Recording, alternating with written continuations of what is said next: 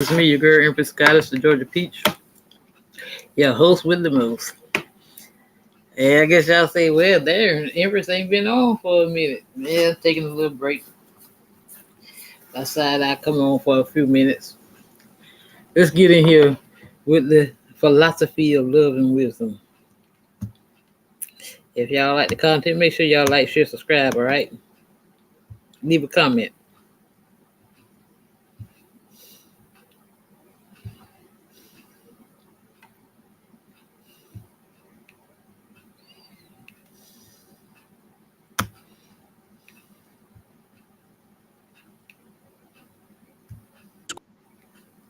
Course, has all but overtaken philosophy as a way of life. Philosophy is not just an intellectual discipline, which can get abstract and divorced from the real world, but is most importantly a way of life that teaches us how best to live our lives. A carpenter does not come up to us and say, "Listen to me speak about the art of carpentry," but makes a contract for a house and builds it. So must we, when confronted with life, put our knowledge into practice and not be like those who devour books and can astonish others by their skill in argumentation, but who, when it comes to their own lives, contradict their own teachings. Philosophy is a mode of existing in the world, which has to be practiced at each instant, and the goal of which is to transform the whole of the individual's life. Real wisdom does not merely cause us to know, it makes us be in a different way. The goodness of our lives depends on our soul, in which we can make good use of other valuable things, such as health, pleasure, happiness, tranquility, and so on, which can make a real contribution towards a good life. By contrast, a bad soul will create bad desires, bad choices, and the misuse of potential goods. Thus we spiral down a bad life, characterized by vice. The condition of the soul is entirely a matter of developing and understanding fundamental truths about human nature and, as a consequence of those, about the nature of what is valuable for a human being. If we fulfill our nature by pursuing a virtuous life, our soul remains in a healthy state, enabling us to live a good and happy life, even if we experience suffering, pain, loss of goods, or failure. What concerns external and bodily goods do not diminish the quality of our lives at all, for these are ever changing. Bad things will always happen to us, as if they constantly move in the outer rim of the circle of life. However, virtue puts us back in the strong foundation of the center of the circle, where the soul resides. But people will do anything, no matter how absurd, to avoid facing their own soul. French philosopher Pierre Hadot's works, Philosophy as a Way of Life and What is Ancient Philosophy, are an excellent introduction to ancient Greco-Roman philosophy. Hadot emphasizes the importance of what he calls spiritual exercises, which go beyond simply exercises of thought or moral exercises. Rather, they correspond to a transformation of our vision of the world and to a metamorphosis of our personality. These exercises do not only have an ethical value, but also an existential one. The notion of spiritual exercises in ancient philosophy is meant to emphasize, first and foremost, that in the ancient schools of thought, philosophy was a way of life. The lesson of ancient philosophy consisted in an invitation for each person to transform himself or herself. Philosophy's conversion, transformation of the way of being and the way of living, the quest for wisdom. Wisdom is conceived as an ideal after one strives without the hope of ever attaining it. The only state accessible to man is philosophia, the love of or progress toward wisdom.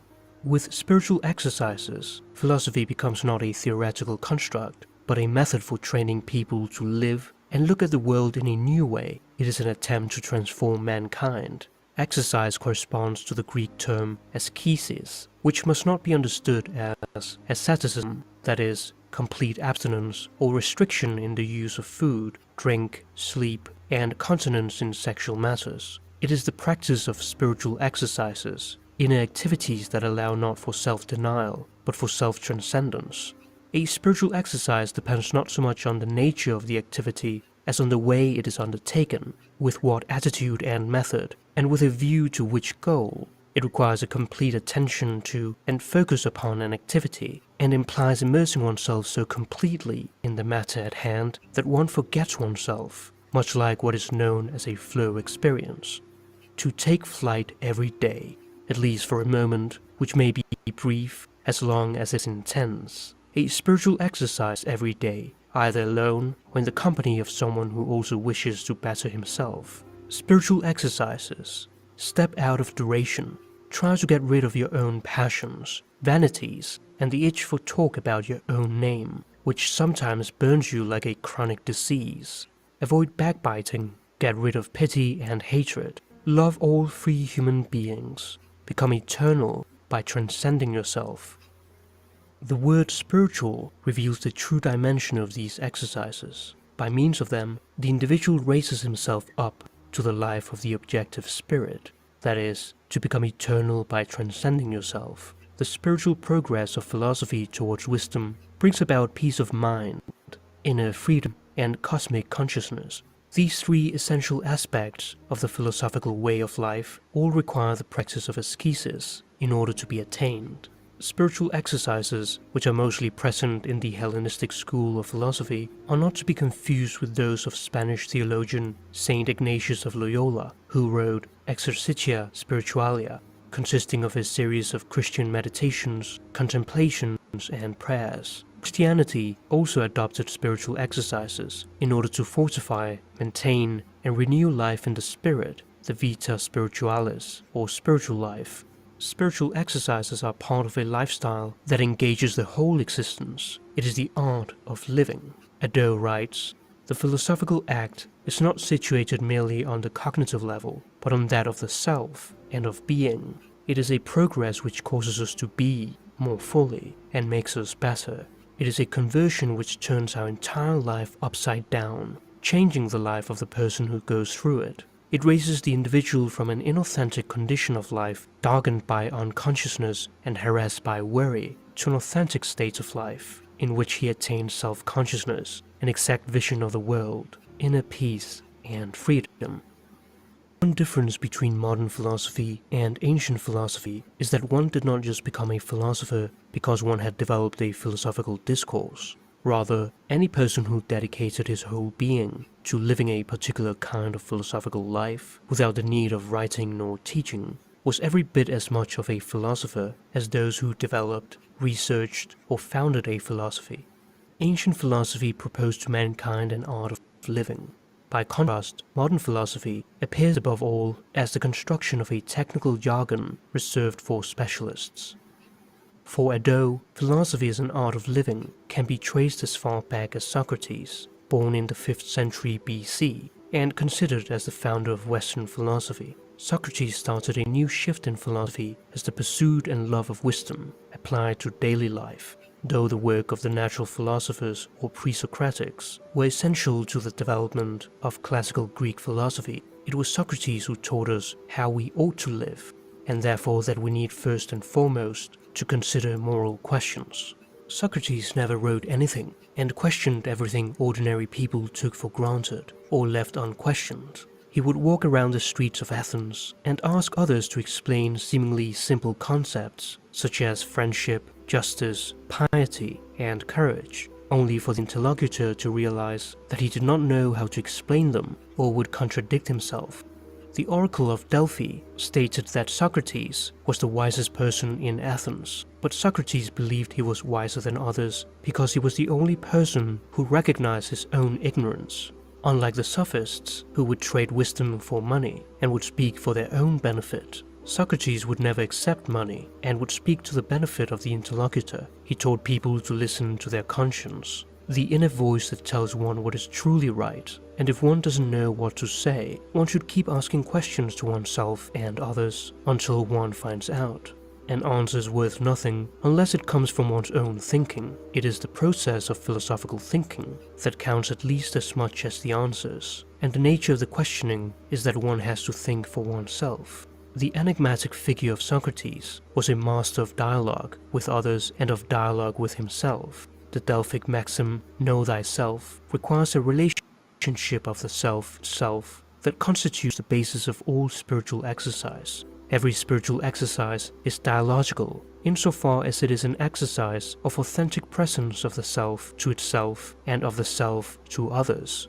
Our default view of the self as isolated, individualistic, and egocentric is one of the main sources of emptiness, loneliness, and anxiety that increasingly characterize people today. However, this default self is not our real self. There is a higher, more authentic self, which the ancient Greeks called daimon, a self which is consciously aware of its intimate connection with other human beings, with nature, and with the entire cosmos.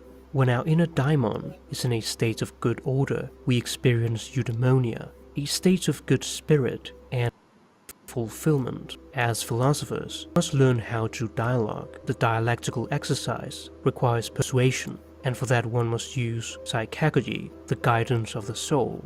Dialogue is only possible if the interlocutor has a real desire to dialogue. That is, if he truly wants to discover the truth, desires the good from the depths of his soul, and agrees to submit to the rational demands of the logos.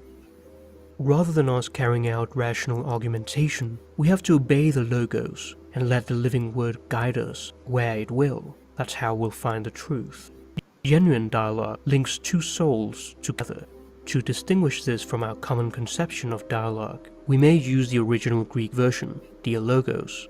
Logos designates rational and connected thought, which exists in individuals as the faculty of reason, and in the cosmos as the rational principle that governs the organization of the universe. Rationality and clear-mindedness allows one to live in harmony with the logos. In dialogos, participants are transformed in such a way that it would have been impossible through mere introspection or monologue. In his revolutionary work, Awakening from the Meaning Crisis, psychology and cognitive science professor John Vervaeke explains that the ancient Greek philosophers had a different conception of rationality than our modern one. To be rational does not just mean to engage in reasonable arguments, logic or propositional knowledge, but also to transform ourselves, others, and the world. It is an existential endeavor that changes our mode of being. This is a process of participatory knowing. Rationality is the capacity to reflectively realize our self-deception and illusion and the need for self-correction. It is a deep contact with reality.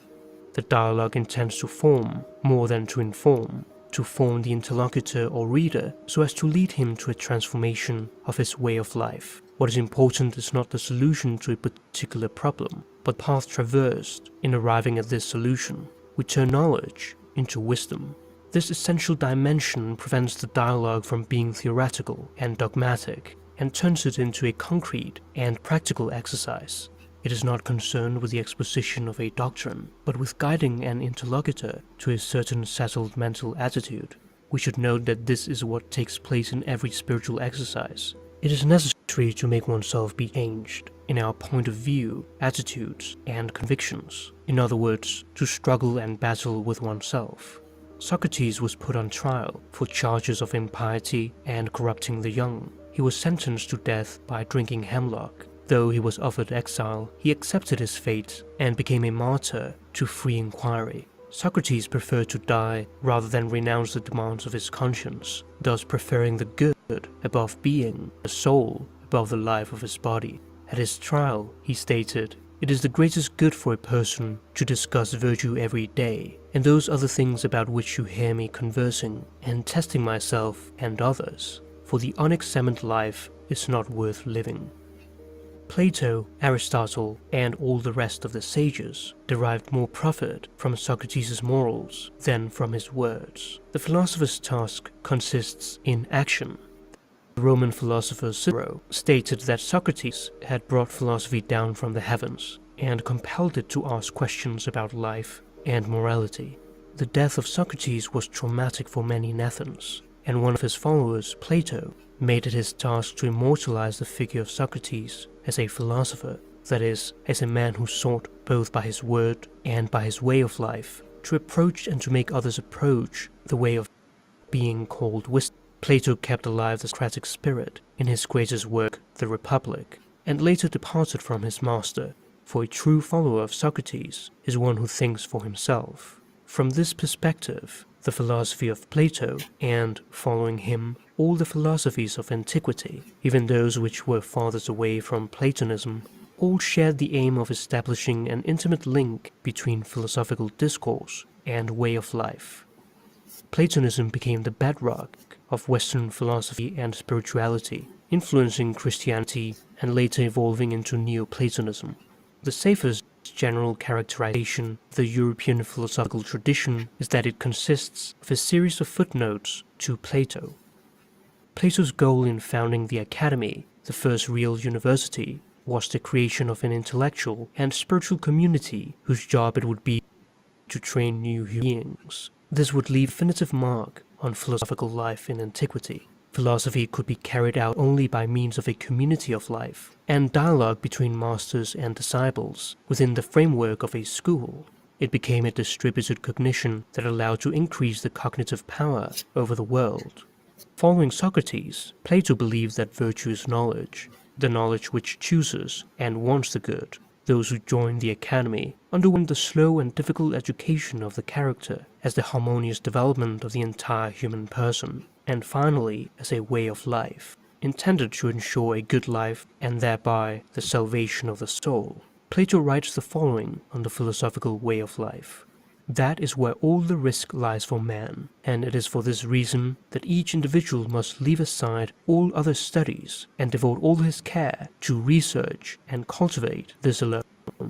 Perhaps he will be able to discover and recognize the man who will impart to him the ability and the knowledge to discern what the good life is and what the bad life is, and to choose the good life always and everywhere as far as possible. If we do not adopt this way of life, life is not worth living, and this is why we must decide to follow this path. We must live every day in such a way as to become masters of ourselves. Above all, we must seek the triad of values, justice, truth, and beauty. These are part of Plato's theory of forms or ideas, which reveal some essential quality of man and the world, and are beyond space, time, and causality. When we ask ourselves about the meaning of these ideas, we are talking about the perfect forms of the soul. The Platonic forms serve as the foundation of our judgments on things concerning human life, and are, therefore, first and foremost, moral values. It is what gives value and meaning to this world. This is the essential knowledge of the soul, which the soul possessed before we were born and resided in the realm of ideas. The perfect forms exist independently of and prior to all our conceptions of it. They are the archetypes or first imprints of which objects in the everyday world are imperfect copies. This is known as idealism. The idea that we do not experience reality in the so-called real world, but only its dim shadow, has haunted philosophy ever since.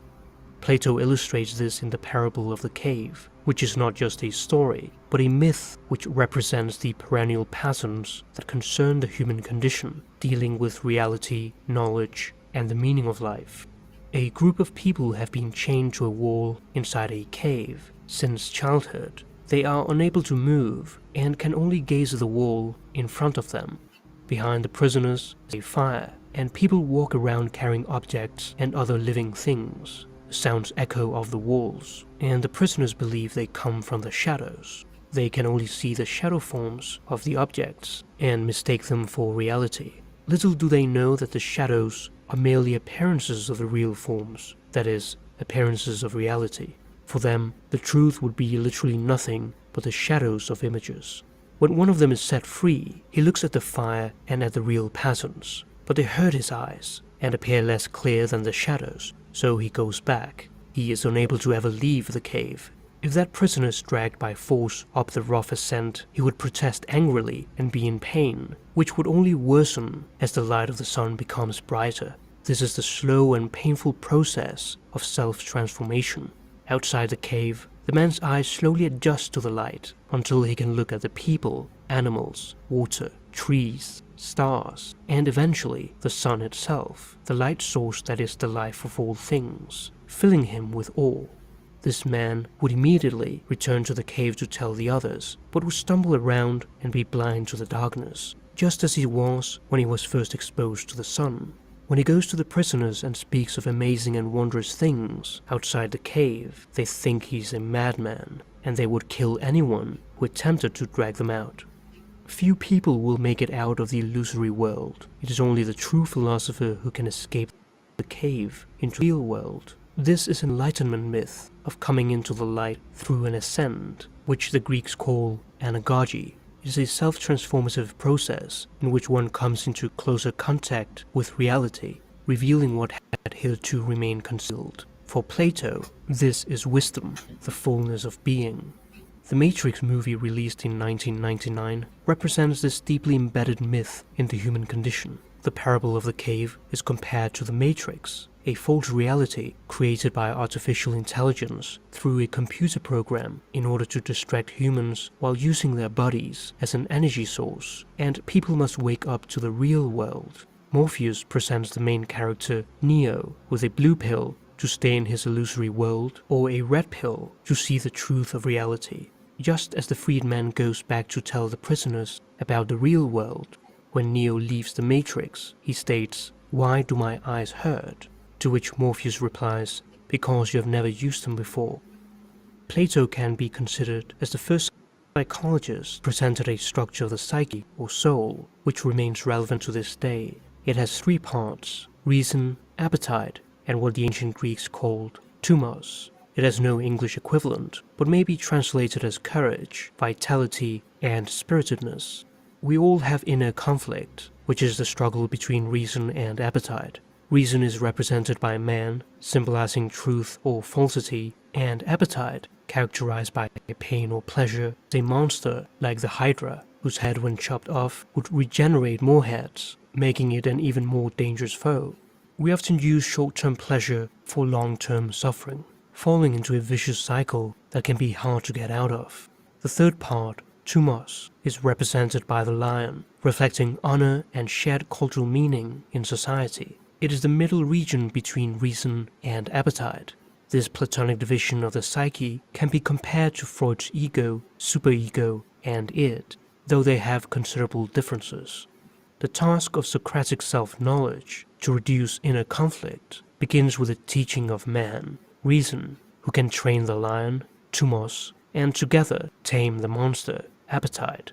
By seeking self-knowledge in order to lessen our inner conflict, we improve our skills and are more in contact with reality. Self-transformation and contact with the world are interlinked. We change in order to see the world, and the world changes by disclosing itself in a new way. Plato depicts thumos as the chariot ride to the soul, to the true, the good, and the beautiful. The charioteer represents the human soul pushed by two winged horses, a mortal dark horse that descends, appetite, and an immortal white horse that ascends, reason. It is only the gods who have two immortal horses. The charioteer must go through a turbulent journey of directing the two horses and stop them from pulling off in different directions in order to reach the heavens, following the path of enlightenment. This path allows us to obtain a clearer vision of reality and inner harmony of the fullness of being, allowing us to be more in touch with reality. The ancient Greco-Roman philosophers greatly emphasized learning to live as well as learning to die.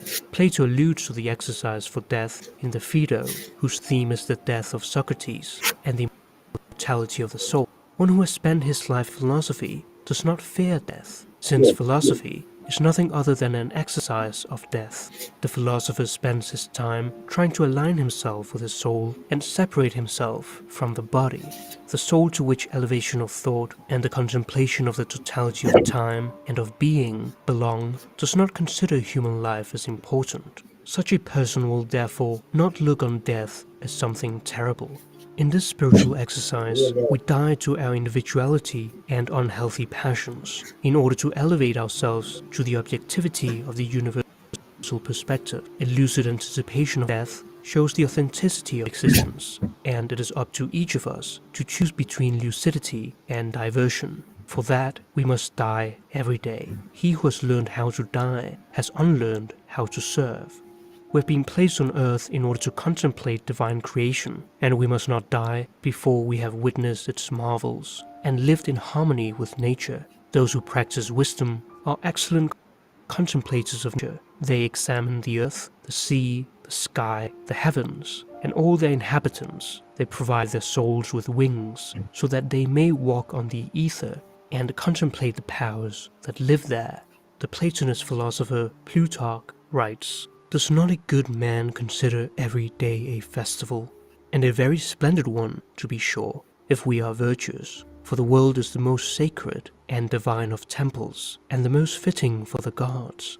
Man is introduced into it by birth to be a spectator, not of artificial, immobile statues, but of the perceptible images of intelligible essences, such as the sun, the moon, the stars, the rivers whose water always flows afresh, and the earth, which sends forth food for plants and animals alike. A life which is a perfect revelation and an initiation into these mysteries should be filled with tranquility and joy. Aristotle had studied in the Platonic Academy for 20 years before founding the Peripatetic school in the Temple of the Lyceum. While Plato pointed up to the realm of ideas, Aristotle was a realist who brought the attention back to this world. Socrates sought wisdom to overcome self-deception.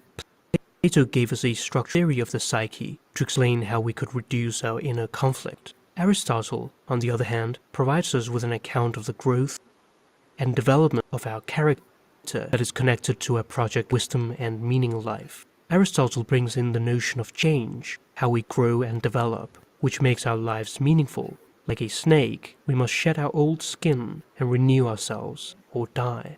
Wisdom is the ability to cultivate virtues in order to be reasonable and capable of reflecting upon the things that truly matter to us. Aristotle uses the word akrasia for the lack of confidence of ourselves, which is what prevents us from doing the right thing. Wisdom is not just knowing the right thing to do, but also doing the right thing. To be ignorant is to not know the right thing to do, and to be foolish is to know the right thing but still do the wrong thing. It is a battle between reason and appetite. To cultivate our character, realizing wisdom, overcoming self-deception, and enhancing the structure of our psyche and our contact with reality is what it means to be a fully realized, rational being. The words actual and potential come from Aristotle. When we live up to our potential, we are on the path towards a virtuous life, which Aristotle defined as a point between a deficiency and an excess of a trait. The point of the greatest virtue lies not in the exact middle, but a golden mean, sometimes closer to one extreme than the other, such as confidence between self-deprecation and vanity. The ancient Greeks call it arete, the pursuit and cultivation of human excellence that allows one to live up to one's full potential in order to lead a good life. Virtue is the only real good and is necessary for eudaimonia. The practice of ascesis is best observed in the Hellenistic schools of philosophy, who define wisdom as a state of perfect peace of mind. Ador writes, "From this viewpoint, philosophy appears as a remedy for human worries, anguish, and misery, brought about for the Cynics by social constraints and conventions, for the Epicureans by the quest for false pleasures, for the Stoics by the pursuit of pleasure and egoistic self-interest, and for the skeptics by false opinions." The Hellenistic philosopher agreed with Socrates that human beings are plunged in misery, anguish, and evil because they exist in ignorance. Mankind's principal cause of suffering are the passions, which have a different meaning than the modern sense of the term. It refers to unregulated desires and exaggerated fears. People are prevented from truly living, it was taught, because they are dominated by worries. Philosophy thus appears, in the first place, as a therapeutic, intended to cure mankind's anguish. Each school had its own therapeutic method, but all of them profoundly transform the individual's mode of seeing and being.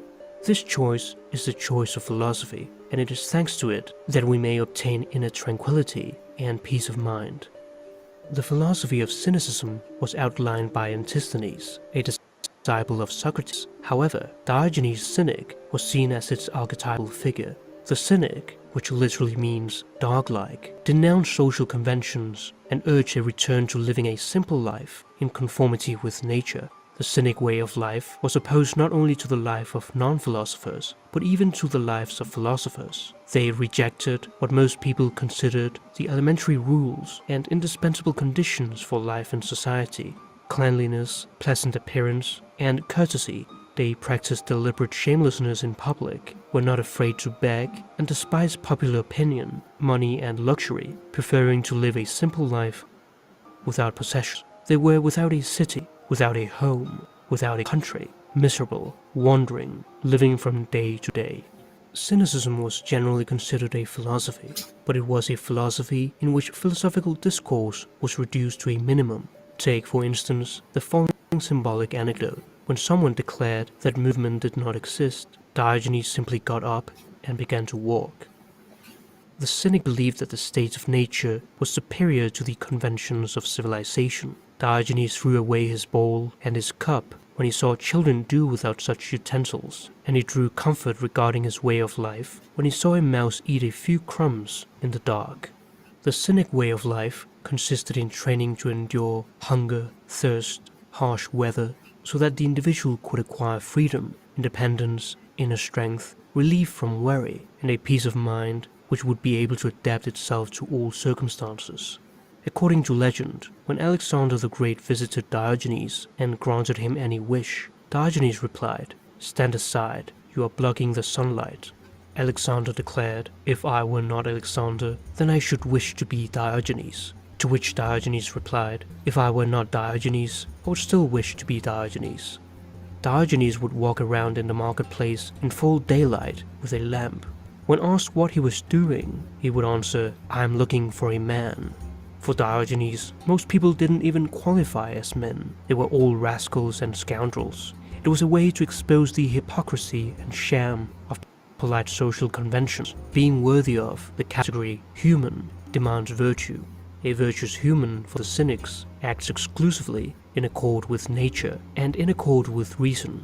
The people who walk around worrying about money, power, and social conventions are the real madmen. Diogenes is the only reasonable human being in sight. He criticized and sabotaged Plato's lectures, sometimes distracting listeners by bringing food and eating during the discussions. When Plato gave his definition of man as a featherless biped, Diogenes rushed to the academy with a plucked chicken, saying, "Behold, I've brought you a man." Plato is supposed to have said of Diogenes that he was a Socrates gone mad. Like Socrates, Diogenes thought he had been entrusted with the mission of making people reflect, and of denouncing their vices and errors with his caustic attacks and his way of life.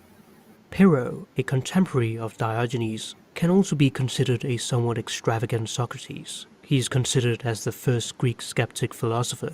All of these figures did not write, but simply lived, thereby attracting disciples who imitated their way of life. Pyrrhonism is a school of philosophical skepticism founded by Pyrrho in the 4th century BC. Pyrrho's behavior corresponds to a choice of life which can be perfectly summed up in one word: indifference. He felt no emotions or change in his dispositions under the influence of external things. He made no difference between what is usually considered dangerous and what is harmless, between tasks judged to be superior and those called inferior, between what is called suffering and what is called pleasure, between life and death. The philosophy is best known through the surviving works of Pyrrhonist philosopher Sextus Empiricus, who wrote, "For the person who believes that something is by nature good or bad is constantly upset. When he does not possess the things that seem to be good, he thinks he is being tormented by things that are by nature bad, and he chases after the things he supposes to be good. Then, when he gets these, he falls into still more torments because of irrational and immoderate exaltation, and, fearing any change, he does absolutely everything in order not to lose the things that seem to him good. But the person who takes no position as to what is by nature good or bad neither avoids nor pursues intensely. As a result, he achieves ataraxia." Ataraxia is a Greek term first used by Pyrrho and subsequently by Epicurus and the Stoics to describe a state of unperturbedness and tranquility. This is necessary for bringing about eudaimonia. People's unhappiness comes from the fact that they want to obtain what they think is good or escape what they think is bad. If we refuse to make this kind of distinction and refrain from making value judgments about things, if we say to ourselves, "This is no better than that," we will achieve peace and tranquility. This is known as epoche, the suspension of judgment from all non-evident matters, dogma, which frees us from worry and anxiety. Epoche is a state of the intellect, on account of which we neither deny nor affirm anything. Ataraxia is an untroubled and tranquil condition of the soul. Thus, according to Pero's philosophy, our goal should be to seek stability in a state of perfect equality with ourselves, in complete indifference, inner freedom, and impassiveness, a state he considered divine. This is no easy task, as it requires stripping off man completely or liberating oneself entirely from the human point of view. The philosophy of Pero, like that of Socrates and the Cynics, was thus a lived philosophy and an exercise of transforming one's way of life. Stoicism is a philosophy founded by Zeno of Citium in the early 3rd century BC. For the Stoics,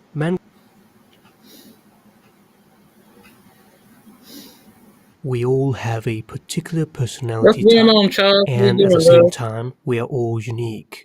To partake in the journey of discovering who we truly are, it is necessary for us to know our true and authentic personality. The quest to know ourselves allows us to better understand the complexity and intricacies of the human condition, improve our relationship with ourselves, with others, and with the world. In one of his earliest and most important works, Psychological Types, published in 1921, Swiss psychiatrist and psychologist Carl Jung coined the two well-known attitude types, introversion and extroversion. He writes, "This book is the fruit of nearly 20 years of work in the domain of practical psychology. It grew gradually in my thoughts, taking shape from countless impressions and experiences of a psychiatrist in the treatment of nervous illnesses, from intercourse with men and women of all social levels, from my personal dealings with friend and foe alike, and, finally, from a critique of my own psychological peculiarities." His initial motivation for investigating typology was his need to understand why Freud's psychology was so different from Adler's. He realized that Freud's pleasure principle and Adler's will to power arose from their own psychological peculiarities. With Freud, objects, things, and people are of the greatest importance, which, according to their specific character, either promote or hinder the subject's desire for pleasure. An emphasis is particularly put on the parents. The subject remains remarkably insignificant, and is really nothing than a seed of anxiety. For Adler, on the other hand, it is objects that are regarded as vehicles of suppression that overwhelm the subject, who seeks to overcome his inferiority complex by securing a sense of worth and belonging. These differing views arose because Freud was primarily an extrovert and Adler an introvert. When we consider the course of human life, we see how the fate of one individual is determined more by the objects of his interest, while in another it is determined more by his own inner self, by the subject. The fundamental differences between the two types is that the extrovert has an outward movement of interest towards the object, outer reality, while the introvert has an inward movement of interest towards the subject, inner reality. The reflective nature of the introvert causes him always to think and consider before acting. His shyness and distrust of things induce hesitation, and so he always has difficulty in adapting to the external world. Conversely, the extrovert has a positive relation to things, for he is attracted by them. New unknown situations fascinate him. As a rule, he acts first and thinks afterwards. The one is reflective, the other is quick to action. The introvert is like Prometheus, forethought, and the extrovert is like Epimetheus, afterthought. For the extrovert, it is the object that works like a magnet upon the tendencies of the subject. His attitude is constantly related to and oriented by the object. Thus his interest and attention are directed towards his surroundings, including things and people. They have an almost inexhaustible fascination for him, so that ordinarily he never looks for anything else. The danger is that he can get sucked into objects and completely. I hope you're well today, love.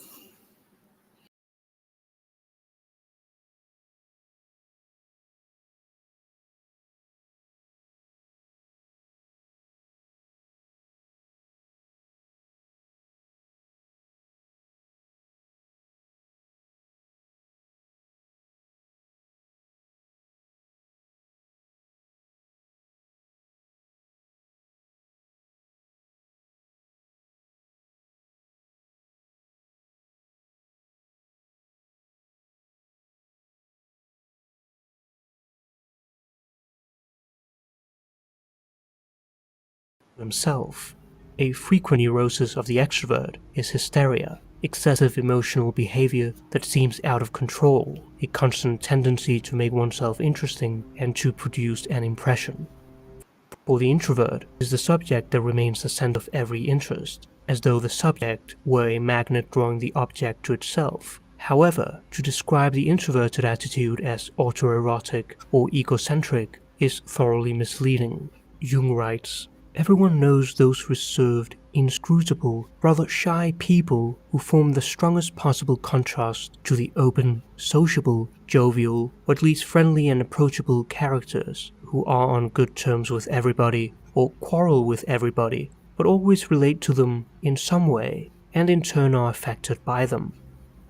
These types seem distributed quite at random. In the same family, one child can be introverted, the other extroverted. For Jung, one's type cannot be a matter of conscious intention, but must be due to some unconscious, instinctive cause.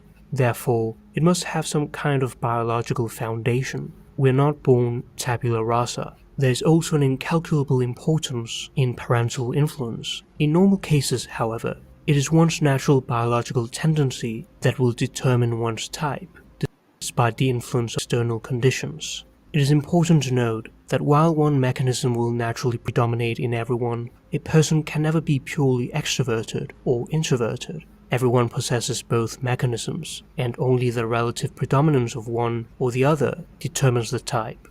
With the introvert, extroversion lies dormant and undeveloped, and with the extrovert, introversion leads a similar shadowy existence. In fact, the undeveloped attitude becomes an aspect of the shadow, all those things about ourselves we are not conscious of, our unrealized potential, our unlived life. Jung gives an example of the relationship between an introvert and an extrovert. There are two youths in the country who come upon a fine castle and want to enter it. The introvert draws back, thinking that they might not be allowed in, with visions of policemen, fines, and fierce dogs in the background. The extrovert answers, "Well, we can ask," with visions of kind old watchmen and the possibility of meeting an attractive girl. Once they enter the castle, they find out that it contains nothing but a couple of rooms with a collection of old manuscripts. This happens to be the chief joy of the introvert, who utters cries of enthusiasm and rushes to contemplate the treasures. His shyness vanishes. The introvert loses himself in the object, forgetting the presence of his friend. The extrovert starts to feel bored and begins to yawn.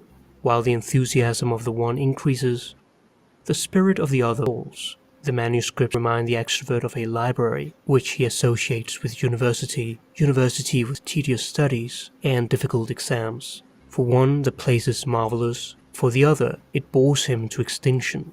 We see how the introvert, who first resisted the idea of going in, cannot now be induced to go out, and the extrovert curses the moment when he set foot inside the castle.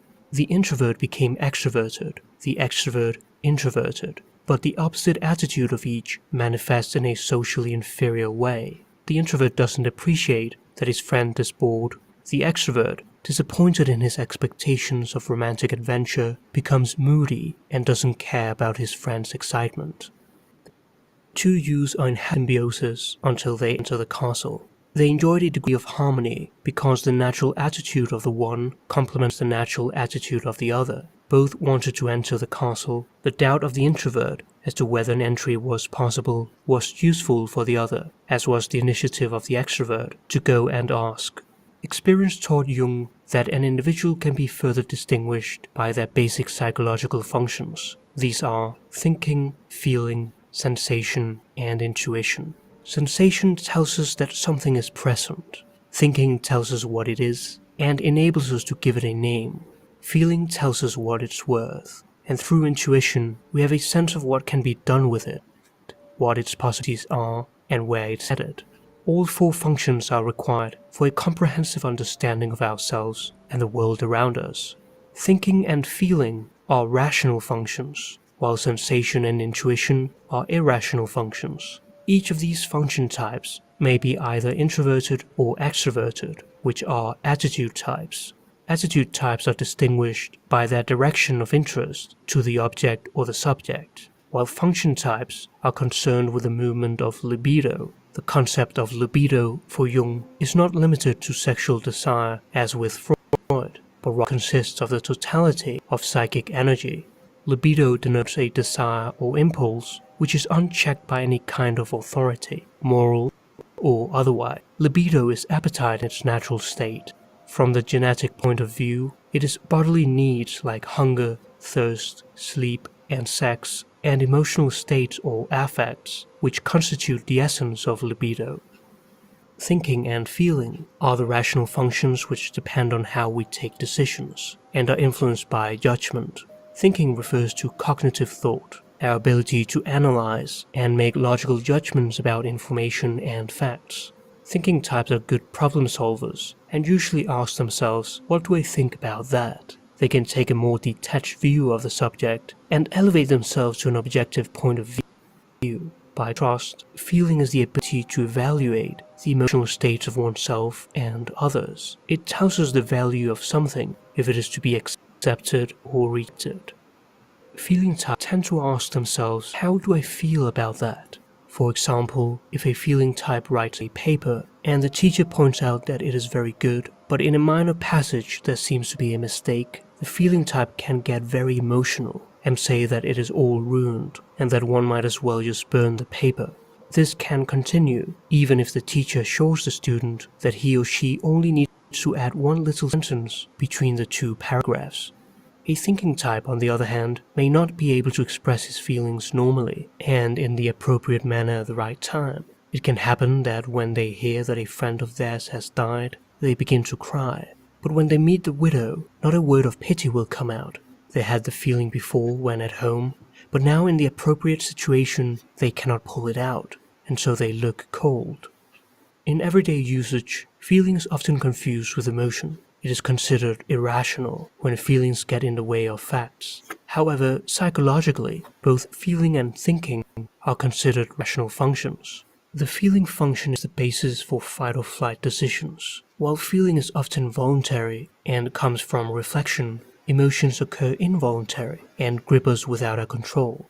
The more technical term for emotion is affect. That is, emotional reactions marked by physical symptoms and disturbances in thinking. An affect is an involuntary reaction due to an active complex, a term coined by Jung which refers to an emotionally charged group of ideas or images. Jung stressed that complexes in themselves are not negative, only their effects often are. In the same way that atoms and molecules are the invisible components of physical objects, complexes are building blocks of the psyche and the source of all human emotions. Apart from the two rational functions, we have the irrational ones, which are our direct modes of experience in the moment, influenced not by reflection but by perception. These are sensation and intuition, and depend on how we take in information. It must be emphasized that by irrational, Jung does not mean something contrary to reason, but something beyond reason. Sensation is our ability to perceive immediate reality through the five physical senses: vision, hearing, smell, taste, and touch. It deals with reality as it is. Sensation types are more down to earth, immersed in the moment, and highly stimulated by the senses. They are less interested in profound or abstract topics. On the other hand, intuition is our ability to grasp complex patterns beyond the immediate sensory data. It allows us to perceive possibilities inherent in the present. A content presents itself whole and complete, without our being able to explain or discover how this content came into existence. This happens when we have a certain hunch that something is going to happen. One may receive information from within, for instance, as a flash of insight of unknown origin, or be stimulated by what's going on in someone else. If an intuitive type is working, for example, with molding something into clay and makes a crude figure of an animal, instead of looking at its concrete nature and try to make another figure with less defects, he will start to go on how this practice should be introduced into all schools, about all the possibilities of clay molding, what could be done with it in the education of humanity, and so on. Unlike sensation, intuition perceives via the unconscious and is not dependent on concrete reality. Intuitive types are more immersed in abstract reality and deal with metaphors. the 2 attitude types, together with the 4 functions, produce 8 function attitudes or personality types, which all have their own peculiarities. Extroverted thinking, introverted thinking, extroverted feeling, introverted feeling, extroverted sensation, extroverted intuition, and introverted intuition. Jung pointed out that the classification of types according to introversion and extroversion and the 4 basic functions is not the only possible one. Nevertheless, Jung seems to have stumbled upon a psychological goldmine. This fourfold structure of the psyche remains one of the most remarkable descriptions of how people can understand themselves and their relation with others and the world. For Jung, it was a great discovery when he later found confirmation of his more intuitively conceived idea in the fact that everywhere in myths and religious symbolism there appears the model of the fourfold structure of the psyche. Jung's work inspired the popular personality test known as the Myers-Briggs Type Indicator, MBTI. The creators of the test felt that Jung's book on psychological types was too complex for the general public, and therefore they decided to make the concepts more accessible. In the test, there are a total of 16 different personality types. However, with making things more accessible, one also risks misunderstanding and trivializing the complexities of personality types. We do not know if Jung would have supported this test, or any other ones for that matter. In fact, he warned against the misuse of his types as a practical guide to judgment of character. Typological analysis determined by written tests can be misleading, at worst downright dangerous. They do not consider how one's type may have been falsified by familial and environmental factors, or if one is putting on a persona while taking the test. They are static and time-specific, and say nothing about the possibility of change. The very core of Jung's analytical psychology is the lifelong dynamic process of individuation, which consists in bringing our unconscious content into consciousness, allowing for psychological maturation. As long as one is aware of the dangers, the MBTI can serve positively as a tool of reflection and orientation. If we are lost, it provides a map for us. However, a map by itself, without knowing the direction of where to go, is not worth much more other than just being a piece of paper. Our task is to find the coordinates to our true self. Only then can we access the fullness of our being, and understanding one's own type is necessary in this process. Jung's model of typology is not a system of character analysis, nor is it a way of labeling oneself or others. Much as one might use a compass to determine where one is in the physical world, Jung's typology is a tool for psychological orientation. If one of the 4 functions habitually predominates, a corresponding type results, which is called our primary or dominant function.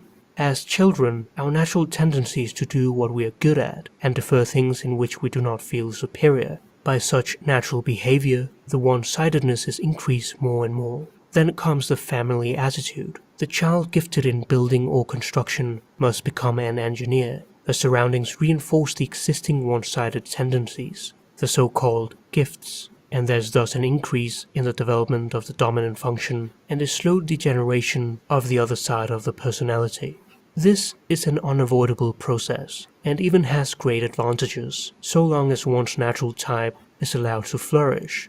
All functions can be conscious, but we speak of the consciousness of a function only when its use is under the control of the will, and at the same time, its governing principle is the decisive one for the orientation of consciousness. This is true when, for example, thinking is not mere afterthought or rumination, and when its conclusions possess an absolute validity. For Jung, this absolute sovereignty always belongs empirically to one function alone. Through what Jung calls the process of differentiation, we separate one function from the others.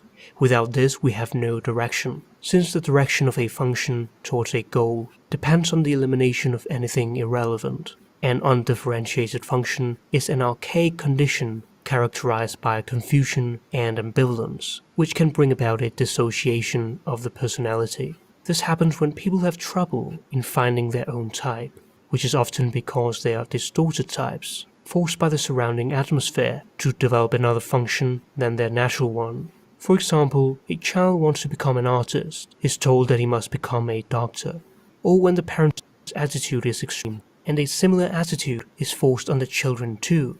For example, let's say a boy is a feeling type, surrounded by thinking-oriented parents and siblings. He will naturally be the black sheep and has to suppress his main function. He may follow his father's footsteps and become an engineer, but have great trouble with studying and later with work. He will feel bad about himself and think of himself as a failure.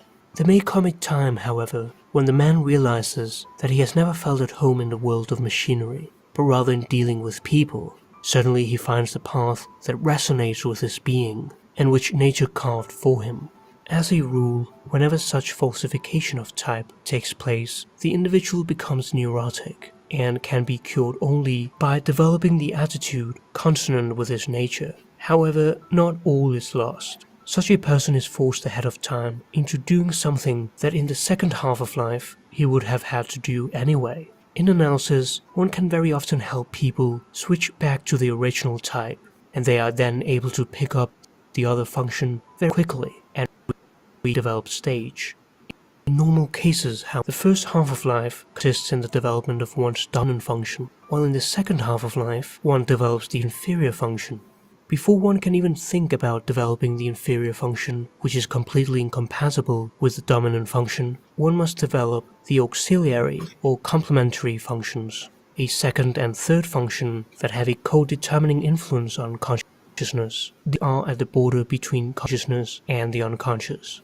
Jung writes, naturally only those functions can appear as auxiliary whose nature is not opposed to the dominant function. For instance, feeling can never act as the second function alongside thinking, because it is by its very nature too strongly opposed to thinking. Thinking, if it is to be real thinking and true to its own principle, must rigorously exclude feeling.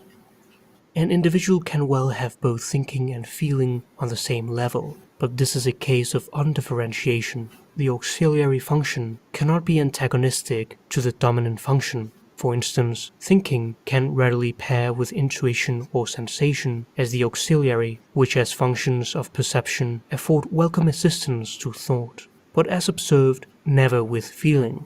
The auxiliary function is possible and useful only insofar as it serves the dominant function, without making any claim to the autonomy of its principle. Jung writes, the resulting combinations present the familiar picture of, for instance, practical thinking allied with sensation, speculative thinking forging ahead with intuition, artistic intuition selecting and presenting its images with the help of feeling values, philosophical intuition systematizing its vision into comprehensible thought by means of a powerful intellect, and so on.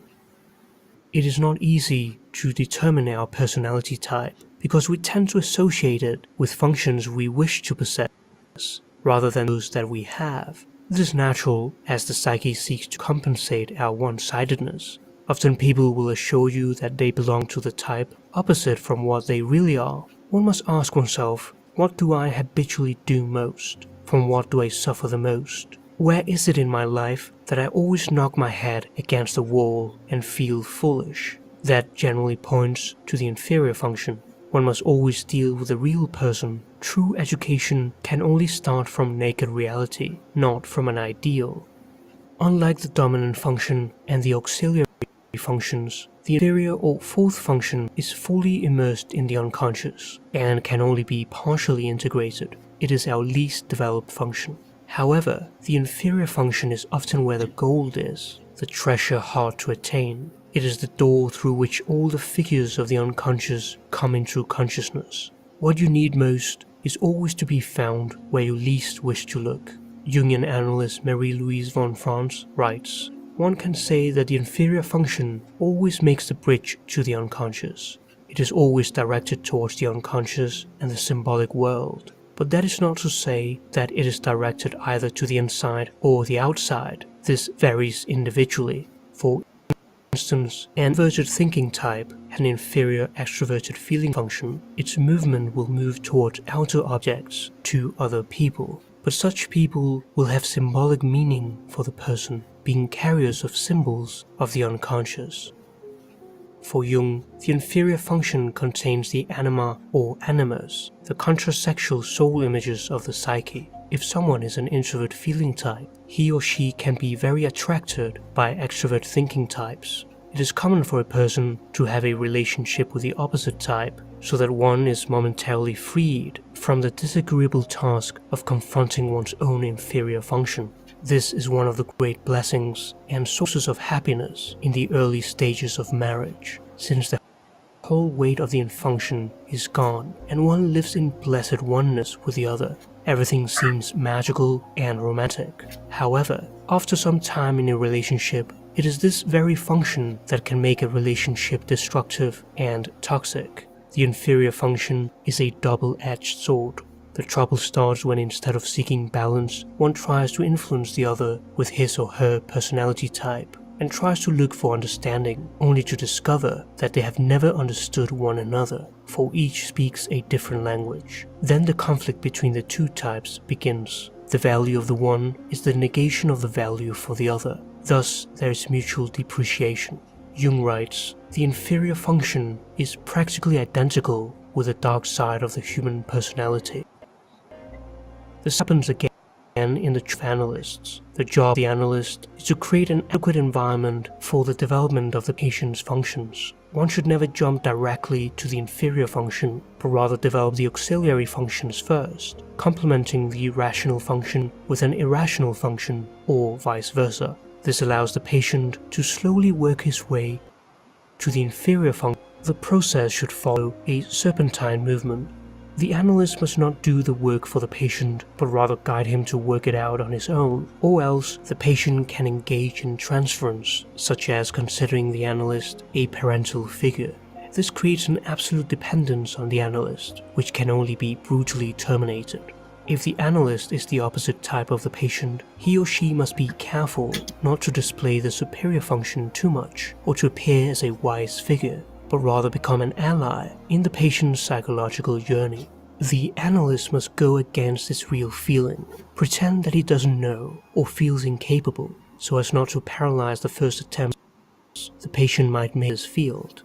The essence of the inferior function is autonomy. It is independent, it attacks, it fascinates, and spins us around. It tells us that we are no longer masters of ourselves and can no longer rightly distinguish between ourselves and others. Most people, when the inferior function is in any way touched upon, become terribly childish. They can't stand the slightest criticism and always feel attacked. However, simply to shoot criticism at people will only get them absolutely bewildered and emotional, and the situation is ruined. One must wait for the right moment, for a peaceful atmosphere, and then carefully, with a long introductory speech, one might get across some slight criticism about the inferior function. It is common to lose one's patience in this process and give up. That is hopeless. But it is this way for very good reasons. If we think about the turning point of life and the problems of aging and of turning within, then this slowing down of the whole life process by bringing in the inferior function is just the thing that is needed. It is important to emphasize again, to avoid misunderstanding, that no system of typology is ever more than a gross indicator of what people have in common and the differences between them. Once you label someone, you negate them. For Jung, it is not the purpose of a psychological typology to classify human beings into categories. This in itself would be pretty pointless. What it does not and cannot show, nor does it pretend to, is the uniqueness of the individual. Conformity is one side of a person, uniqueness is the other. But one thing Jung did confess, that he would not for anything dispense with this compass on his psychological voyages of discovery. Without a model of some kind, we are simply lost in a dark cave without a light source. We cannot say, think, or do anything that is not colored by a particular way of seeing the world, which in turn is a manifestation of our typology. This is a psychological law of nature. It allows us to see how we function, if our actions and the way we express ourselves truly reflect our judgments, thinking and feeling, and perceptions, sensation and intuition. And if not, why not? What does this say about our psychology? What can we do about it? What do we want to do about it? Regarding Jung's own typology, he talked about it in his last interview. His scientific investigations and insights point to a dominant thinking function. He had a good deal of intuition too. His relation to reality was not particularly brilliant, and he had a great difficulty with feeling. He makes it clear, however, that the type is nothing static. It changes in the course of life. As to whether Jung was primarily introverted or extroverted, one feels on safer ground. When no answer comes from within to the problems and complexities of life, they ultimately mean very little. Outward circumstances are no substitute for inner experience. Therefore, my life has been singularly poor in outward happenings. I cannot tell much about them, for it would strike me as hollow and insubstantial. I can understand myself only in the light of inner happenings. It is these that make up the singularity of my life.